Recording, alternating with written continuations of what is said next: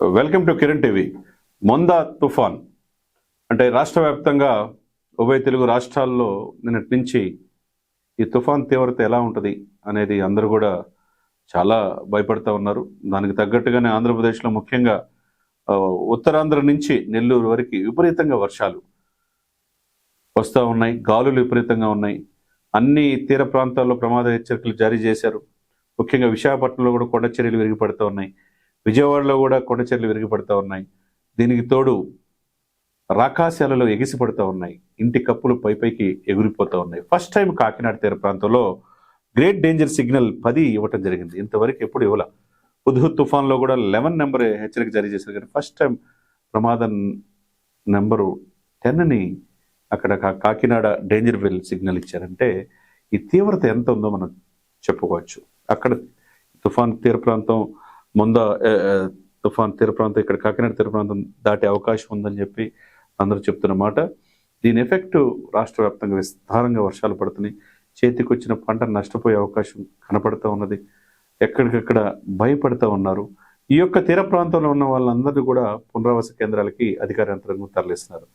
నిన్ననే deputy chief minister of Andhra Pradesh Pawan Kalyan గారు ప్రత్యేకంగా పర్యవేక్షణలో కలెక్టర్లతో కాన్ఫరెన్స్తో మాట్లాడాడు. ముఖ్యంగా కాకినాడ ప్రాంతం నుంచి ఆయన పరిధిలో ఎంపీ పిఠాపురం ఎమ్మెల్యే గారు కాబట్టి అందులో ఉప్పాడ బీచ్ కూడా ఎప్పుడు కూడా రాకాశాలలో ఎగిసిపడతా అక్కడ కొండలు ఎక్కడ కూడా రాళ్ళు కూడా తొలగిపోతున్నాయి. ఊళ్ళ మీద ఆ పక్కనున్న ప్రాంతాలు ముప్పు గురయ్యే అవకాశం ఉంది. అందుకనే పవన్ కళ్యాణ్ గారు ఎంతో దూరదృష్టితో ఒక ఉప్పాడ బీచే కాదు, ఈ ప్రొటెక్షన్ అనేది తీర ప్రాంతం మొత్తానికి ఉండాలి. 974 కిలోమీటర్లు ఆ దిశగా చంద్రబాబు నాయుడు గారు నేను ఆలోచిస్తున్నాం అని చెప్పి చెప్పడం ఏదైతే ఉందో దీని తీవ్రత అర్థమవుతుంది. ఎందుకంటే ముంపుకు గురి అవుతా ఎప్పుడు కూడా మత్స్యకారులు లాస్ అవుతూ ఉన్నారు ఉప్పాడ పరిసర ప్రాంతాలు. అందులో స్వయంగా కాకినాడ త్వరలో 1 మంత్లో వెళ్ళి పడవలో వెళ్ళి కాకినాడ తీర ప్రాంతం నుంచి ఉప్పాడ వరకు స్వయంగా చూస్తానని చెప్పి అన్నారు పవన్ కళ్యాణ్ గారు. అదేవిధంగా వ్యర్థ పదార్థాలు వెదజల్లే ఈ యొక్క ఫార్మా ఇండస్ట్రీస్ ఎక్కడెక్కడ ఏమున్నాయో కూడా వెరిఫై చేస్తానని చెప్పి చెప్పారు. కాబట్టి అనుకోకుండా ఈ తుఫాన్ తీవ్రత అనేది మొత్తం ప్రజలందరూ కూడా ఎలక్ట్ చేశారు యాజ్ డిప్యూటీ సీఎంగా ఫస్ట్ టైం. ఎందుకంటే డిప్యూటీ సీఎంగా అధికారం ఉన్నది ఆయనకి, ముఖ్యమంత్రి గారు అందుబాటులో లేకపోవచ్చు, ఆ బాధ్యత డిప్యూటీ సీఎంగా తీసుకోవచ్చు. కలెక్టర్ కాన్ఫరెన్స్లో మినిస్టర్ నారాయణ గారు కూడా పాల్గొన్నారు. ఇది మొత్తం డిజాస్టర్ మేనేజ్మెంట్ బృందాలను ఎలక్ట్ చేశారు, రెస్క్యూ టీంను కూడా తీసుకొచ్చారు, గజ ఈతగాలను తీసుకొచ్చారు. సముద్రంలో ఎవరు వెళ్ళకూడదని మత్స్యకారులకి ప్రమాద హెచ్చరిక జారీ చేసి మత్స్యకారులు సముద్రం వెళ్లకుండా చేపల వేటకి కట్టడి వేశారు. ఇవన్నీ ఒక ఎత్తు అయితే పునరావాసం వాళ్ళకి ఆ ప్రాంతం నుంచి సురక్షితమైన ప్రాంతాలకు తీసుకెళ్లడంలో అధికార యంత్రాంగం మొత్తం నిమగ్నమై ఉంది. అధికారులతో ఎప్పటికప్పుడు డిప్యూటీ సీఎం గారు మాట్లాడుతున్నారు. ఒకవైపు చంద్రబాబు నాయుడు గారు కూడా పరిశీలన చేస్తూ ఉన్నారు. ఏదైనా కానీ ఈ సమయంలో చేతికి పంట వచ్చిన ఈ సమయంలో ఈ తుఫాను రావటం అనేది రైతులు చాలా భయకంపితులైపోయారు. మాకు చేతికి వచ్చిన పంట కూడా లాస్ అయిపోతున్నాం అనే ఆ భయం వాళ్ళలో ఉన్నది. మొత్తానికి ముందుగా చూసుకుంటే కాకినాడ ప్రాంతంలో ఈ పిఠాపురం పరిధిలో 12 మండలాలు ఈ ముంపు గురి అవుతూ ఉన్నాయి. మరి సాక్షాత్ డిప్యూటీ సీఎం గారు ప్రతినిధి వస్తున్న పిఠాపురంలోనే ఇలా ఉందంటే కాకినాడ తీర ప్రాంతం మొత్తం ఎలా ఉందో మనం అర్థం చేసుకోవచ్చు. ఫస్ట్ టైం డేంజర్ బెల్ 10 అంటే ఇంతవరకు కాకినాడ పోర్టులో అది రాలా. కాకినాడ పోర్టు ఎగుమతులు దిగుమతులు కేంద్రంగా ఉంటుంది.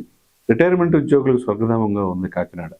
అటువంటి కాకినాడలో ఇప్పుడు ముందా ఎఫెక్ట్ అనేది, ముందా తుఫాన్ ఎఫెక్ట్ అనేది ప్రజల్లో తీవ్రమైన భయాందోళనకు గురి చేస్తుంది. మరి ఇంటి కప్పులు ఇందా చెప్పినట్టు ఇంటి కప్పులు పైకి ఎగిరిపోతూ ఉన్నాయి, కొండ చర్యలు విరిగిపడుతూ ఉన్నాయి. దీనికి తోడు ఎక్కడికక్కడ రవాణా వ్యవస్థ స్తంభించిపోతుంది. మరి వాళ్ళకి పునరావాసం కల్పించడంతో పాటు వాళ్ళకి అన్నం, వాళ్ళకి భోజన సదుపాయాలు కల్పించాలి. అధికార యంత్రాంగం మొత్తం సమాయత్తం అవ్వాలి. తీగలు తెగిపోతూ ఉన్నాయి. కరెంటు కూడా కొన్ని గ్రామాలకి ఉండే అవకాశం కూడా లేదు. ఈ తీర ప్రాంత ప్రజలు ఎలర్ట్గా ఉండి అధికారుల సూచనల మేరకు ఉంటే కనుక వాళ్ళకు ప్రాణాపాయాల నుంచి బయటపడే అవకాశం స్పష్టంగా ఉంది. ఎందుకంటే టెక్నాలజీ పెరిగిపోతూ ఉంది. ఎప్పటికప్పుడు తుఫాను హెచ్చరిక కేంద్రం విశాఖపట్నం తుఫాను హెచ్చరిక కేంద్రం చేస్తూనే ఉన్నది. ఎక్కడెక్కడ ఎఫెక్ట్ ఉన్నది, దీన్ని ఏ విధంగా సార్ట్అవుట్ చేసుకోవాలి, అధికారులు ఎక్కడెక్కడ వెళ్ళని పునరావాస కేంద్రాలు తరలించాలనేది సమాచార కేంద్రం ఎప్పటికప్పుడు ఇస్తూనే ఉన్నది. ఈ టెక్నాలజీని అందిపుచ్చుకొని ప్రజలు భయాందోళనకు గురాల్సిన అవసరం లేదు. యంత్రాంగం మొత్తం కూడా తుఫాను తీర ప్రాంతంలో ఉండే ప్రజల కోసం, వాళ్ళ ప్రాణాలను రక్షించడం కోసం, నష్టం తగ్గించడం కోసం వాళ్ళ వంతు వాళ్ళు కృషి చేస్తున్నారు. హెలికాప్టర్లు కూడా సిద్ధం చేశారు, ఎక్కడెక్కడ మరబోట్లు కూడా సిద్ధం చేశారు. ఇప్పుడు డిజాస్టర్ మేనేజ్మెంట్ అనేది చాలా కీలకం. ఈ యొక్క ప్రకృతి వైపరీత్యాలు వచ్చినప్పుడు, అనుకోకుండా వరదలు వచ్చినప్పుడు, ప్రళయం సృష్టించినప్పుడు వాళ్ళు తమ ప్రాణాలు సైతం లెక్క చేయకుండా ప్రజలను కాపాడే పనిలో వాళ్ళు కూడా ఉంటారు. కాబట్టి డిజాస్టర్ మేనేజ్మెంట్ బృందాలు కావచ్చు, ఇక్కడ కాకినాడ అంటే ఉత్తరాంధ్ర నుంచి అప్ టు నెల్లూరు వరకు విపరీతమైన వాతావరణం, మబ్బులు బాగా నల్లగా అయిపోయి ఎప్పటికప్పుడు వర్షం, కంప్లీట్గా గాలులు విపరీతంగా వస్తూ ఉన్నాయి. ఇప్పుడు ఏదైతే సైక్లోన్ దానికి వాళ్ళు 50 కిలోమీటర్లకి ఇదవుతూ ఉన్నది.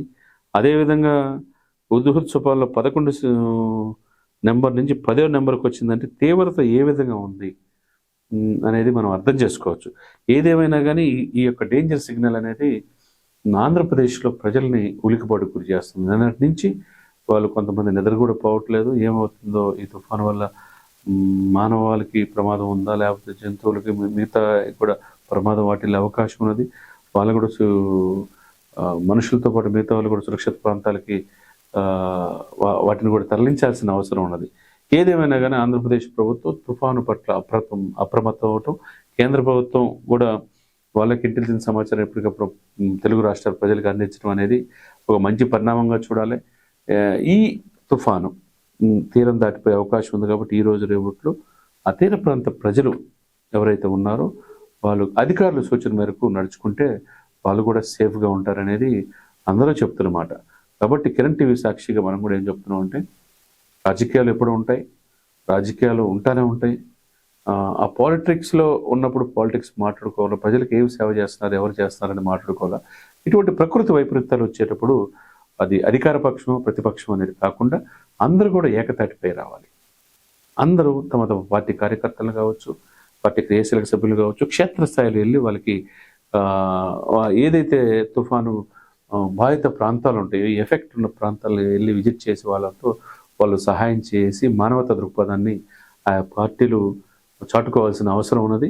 కాబట్టి ప్రజలు ఎక్కడ కూడా భయభ్రాంతులు గురి కాకుండా ఉండాలనేది మనం కిరణ్ టీవీ సాక్షిగా అందరు చెప్తున్నమాట.